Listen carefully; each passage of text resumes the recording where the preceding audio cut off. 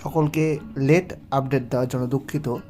আজকে দাঁড়িয়ে আছি কৃষ্ণনগরের পল্লীশ্রী বারোয়ারিতে, ঘোষ বাড়িতে। দেবায়ন ঘোষের হাতে তৈরি করা এই অপরূপ সুন্দর থিম আপনাদের সঙ্গে শেয়ার করছি আজকে। তার এবার থিমটা হচ্ছে সুরের আসরে।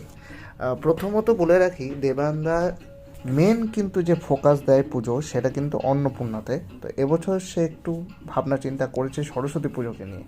তো তা প্রথমেই বাড়িটা হচ্ছে বলে রাখি পল্লীশ্রী বারোয়ারির একদম কাছে ঘোষবাড়ি। সেখানে ঢুকে কিন্তু এরকম ফার্স্টে আপনারা ইন্টারফেস দেখতে পারবেন। চারিদিকে এভাবে সুন্দরভাবে সাজানো গোছানো সব কিছু। সুরের মসনদে কিন্তু বসে আছেন মা সরস্বতী মাঝখানে একটা ভঙ্গিমায়। তার পাশে কিন্তু জাকির হোসেন এবং রবি শঙ্কর আছে। জাকির হোসেন তবলা বাজাচ্ছেন আর রবি শঙ্কর সেতার বাজাচ্ছেন। আর সরস্বতী প্রতিমা, তিনি কিন্তু একটা নাচের ভঙ্গিমায় দেখুন ভালো করে আছে। ভিডিওটি কেমন লাগলো জানাবেন, শুভেচ্ছা নেবেন।